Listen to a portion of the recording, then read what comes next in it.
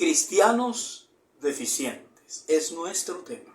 Apocalipsis 3:2 dice la palabra de Dios lo siguiente: sé vigilante y afirma las otras cosas que están para morir, porque no he hallado tus obras perfectas delante de Dios. Que el Señor bendiga su santa y bendita palabra. Como ya hemos comentado anteriormente, el Señor tiene conocimiento de lo que ocurre en cada iglesia. El Señor no necesita recibir un informe de ninguna iglesia porque Él conoce todas las cosas. Él es la persona mejor informada. No necesita ver la televisión, ni leer el periódico, ni las revistas, ni necesita leer ningún libro, porque Él sabe todo lo que se dice, todo lo que se hace, todo lo que se escribe y todo lo que se piensa en el universo. Mucho antes de que alguien pueda decir algo, ya Dios lo sabe. Lo que para nosotros es noticia, para Dios es historia vieja, historia pasada. Lo que va a pasar en 1000 años ya está dicho en Apocalipsis como si hubiese ocurrido hoy. Dios conoce todo de nosotros. No hay nada que se pueda esconder a su escrutinio sagrado. Como enseñamos también anteriormente, la iglesia de Sardis aparentaba que estaba viva. Y podemos decir que para el mundo lo estaba. Pero para Dios estaba muerta. Es posible que esta iglesia fuera muy activa socialmente. Estaba muy ocupada toda la semana haciendo actividades y a ella acudía mucha gente porque les encantaba lo que se hacía en la iglesia. Posiblemente el pastor de la iglesia de Sardis era miembro del club de la ciudad. Y no es que sea totalmente malo eso, pero esta iglesia era muy popular precisamente porque estaba al nivel de lo que la gente esperaba. Porque la iglesia apoyaba todos los movimientos y actividades de la ciudad. Y los miembros de la iglesia pagaban cuotas especiales en los lugares más prominentes para ganarse el favor de los municipios más importantes de aquella urbe. Es más, me atrevería a decir que la iglesia de Sardis era tan popular que las fiestas del pueblo se celebraban en el templo. Siempre estaban involucrados en obras benéficas. Estaban involucrados en todas las actividades importantes de la ciudad. Pero nada de identificarse con el nombre de Jesucristo el Señor. Bueno, se dice que esta iglesia tenía un letrero afuera que decía Iglesia de Sardis del Señor Jesucristo, pero adentro, en el corazón, no era Jesucristo el Señor. Una cosa es la etiqueta que ponemos en el edificio de la iglesia y otra cosa es lo que realmente está ocurriendo en el corazón de los miembros. La iglesia de Sardis estaba muy activa en las cosas sociales, pero espiritualmente estaba muerta, porque había descuidado su fervor cristiano, pero además porque faltaba a la ética cristiana, ya que muchas de sus actividades chocaban con lo que es la vida cristiana genuina.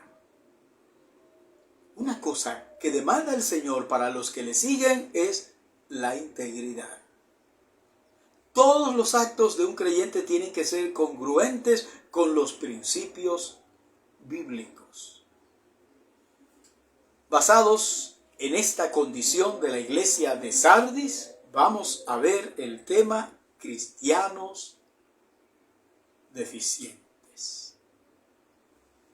Veamos algunos aspectos en que un cristiano puede ser deficiente. En primer lugar, cristianos deficientes en el carácter.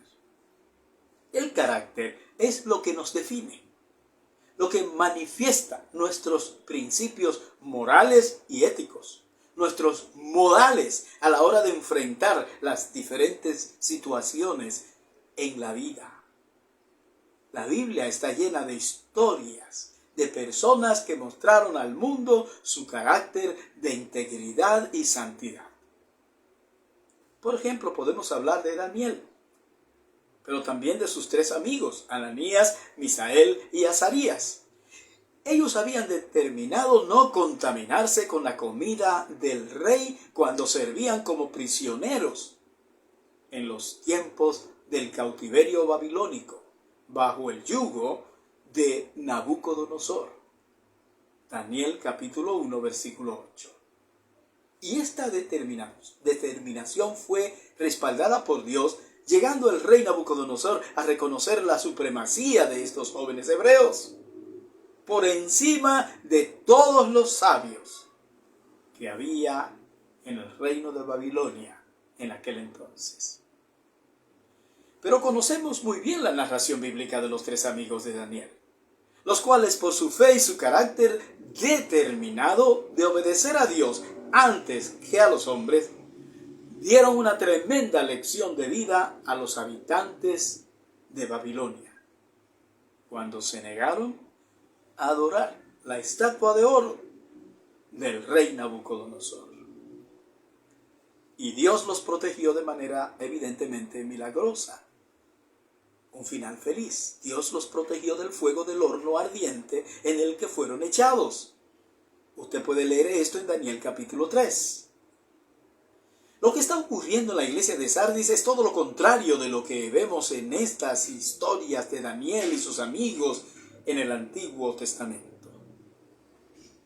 Lo que el Señor le dice a la iglesia de Sardis: tienes nombre de que vives y estás muerto, es muy diferente a lo que el Señor le dice, por ejemplo, a la iglesia de Esmirna. Tú eres pobre, pero eres rico. Apocalipsis 2:9. Fíjese, los que realmente son humildes y están pasando por dificultades no se vanaglorian. Pero los que tienen problemas espirituales viven diciendo que ellos son fuertes, cuando son en realidad débiles. Y los que no se vanaglorian piensan que son débiles, cuando en realidad son fuertes. A esos el Señor les levanta el ánimo. Pero a estos que se creen lo que no son, los enfrenta duramente para hacerlos darse cuenta de su pobreza de carácter. Es importante tener un encuentro con el Señor Jesucristo para que nos diga cómo es que verdaderamente somos y cuál es nuestra verdadera condición. Necesitamos arrepentirnos, como hizo el rey David, y llegar al convencimiento que él llegó durante su vida. Examíname, oh Dios, y conoce mi corazón. Pruébame y conoce mis pensamientos, y ve si hay en mí camino de perversidad, y guíame en el camino eterno. Salmo 139, versículos 23 y 24. No podemos mantenernos justificando nuestras deficiencias y defectos. Es importante que nos sinceremos con Dios, así como hizo la mujer samaritana, abriéndole su corazón al Señor, como nos lo narra Juan capítulo 4. Vivimos ocultando nuestros errores y aún pretendemos ocultarlos del Señor, ya que no los confesamos en oración. Pero fíjese que no podemos escapar del Señor. Él es la única persona a la que tenemos que mostrarnos tal como somos. Estamos acostumbrados, por ejemplo, a hacer oraciones ambiguas, que creemos incluyen todo lo malo que hemos hecho o todo lo malo que somos. Decimos, por ejemplo: Señor, perdóname por cualquier pecado que haya cometido. Pero esos pecados tienen nombre. Y nos da vergüenza decir el nombre del pecado. Sin embargo, es necesario que lo confesemos. Es mejor confesar los pecados que ocultarlos, dice la Biblia. Proverbios 28:13. Vamos entonces a decirle a Dios cuál es nuestra verdadera condición. Pues el Señor está dispuesto a perdonarnos, dice la Biblia. Si confesamos nuestros pecados, Él es fiel y justo para perdonar nuestros pecados y limpiarnos de toda maldad. Primera de Juan, capítulo 1, versículo 9. En segundo lugar, cristianos deficientes en sus convicciones. Toda deficiencia en cualquier aspecto de nuestra vida espiritual tiene que ver de alguna forma con nuestras convicciones. ¿Qué tan seguro estás de tu fe en Cristo?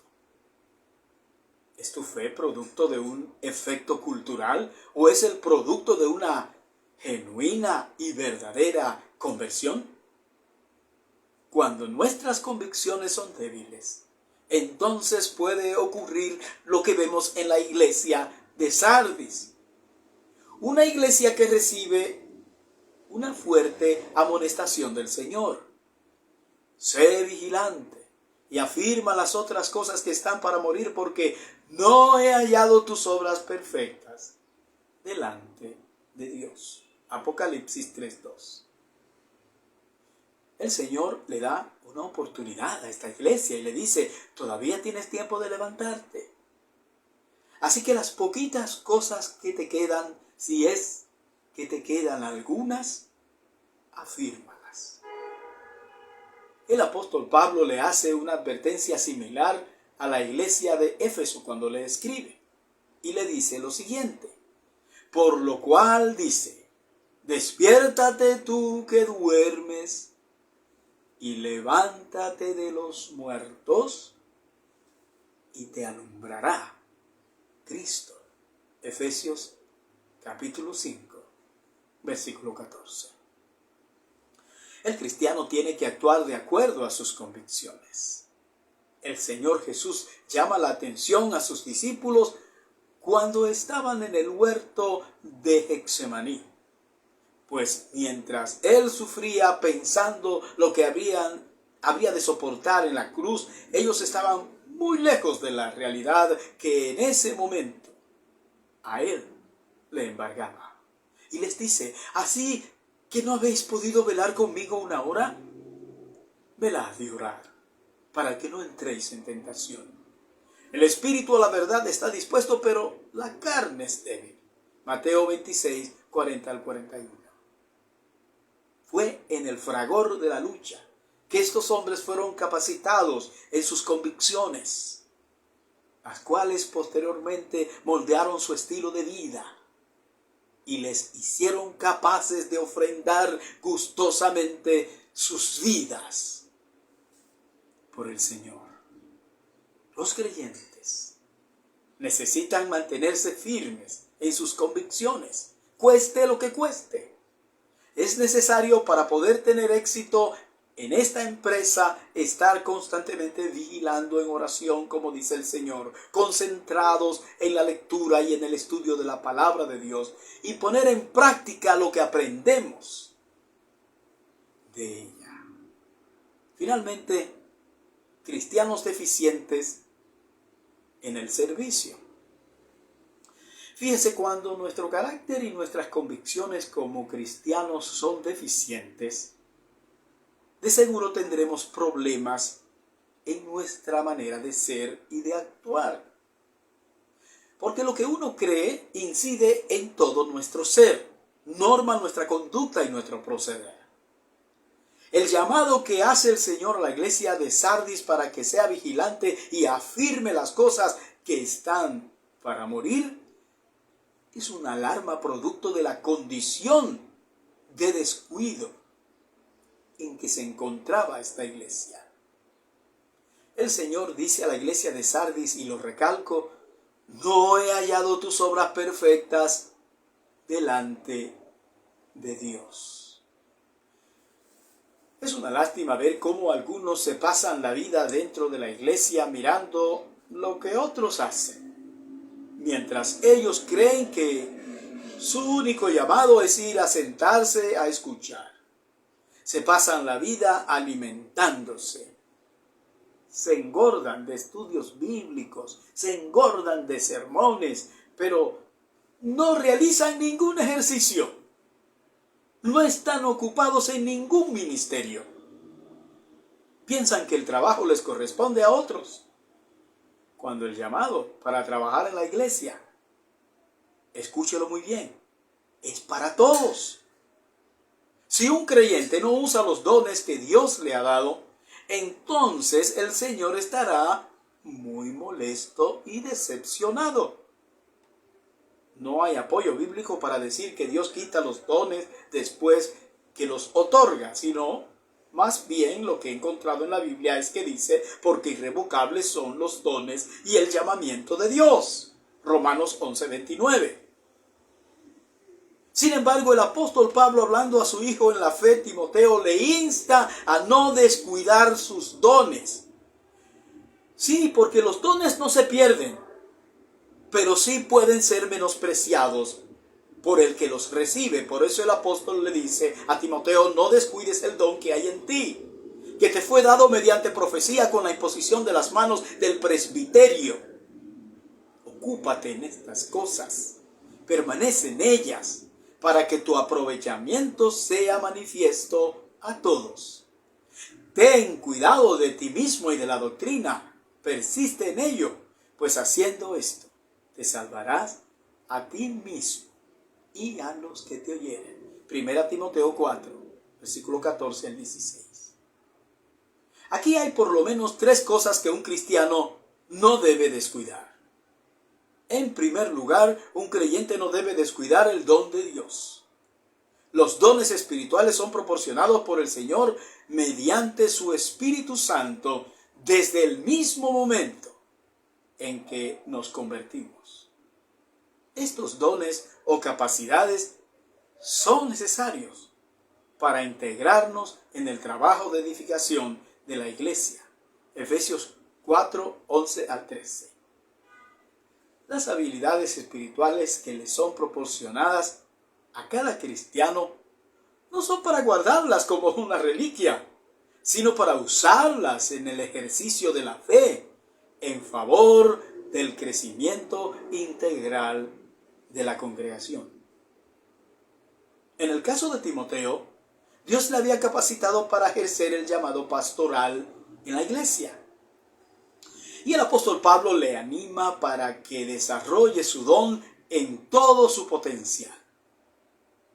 No todos los creyentes recibirán del Señor el don para ser pastores, porque como dice el propio apóstol Pablo, es innecesario que todos sean pastores, pues hay una diversidad de ministerios que deben ser abarcados. Bueno, usted puede buscar en 1 Corintios capítulo 12 y encontrará una serie de indicaciones que son muy importantes, que las conozca acerca de los dones. En segundo lugar, el creyente debe concentrarse en el ministerio que sea que el Señor le haya asignado para un aprovechamiento personal y en favor de los hermanos. Es por medio del trabajo constante que la iglesia reconocerá la labor del obrero y de esta manera todos serán así beneficiados. En tercer lugar, un cristiano no debe descuidar su interés en conocer las verdades esenciales de la fe. En el caso de Timoteo, esta era una materia obligada, pues como pastor tenía el encargo del Señor, como lo tienen todos los pastores, de enseñar la palabra de Dios en la congregación por medio de estudios bíblicos, por medio de sermones, etc. También, cada persona que ejerce un ministerio en la iglesia tiene el deber de prepararse cada día mejor, capacitándose, ya sea de manera formal o de manera informal. Pero existen en el día de hoy instituciones académicas que prestan sus servicios muy eficientes para capacitar al siervo del Señor a fin de estar plenamente preparado para ejercer su labor cristiana. El apóstol Pablo estaba muy preocupado porque Timoteo ejerciera bien su ministerio. Y por eso le aconseja: procura con diligencia presentarte a Dios aprobado, como obrero que no tiene nada de qué avergonzarse, que usa bien la palabra de verdad. 2 Timoteo 2:15. Esto es lo mismo que el Señor nos dice a cada uno de nosotros en el día de hoy. Dios te bendiga.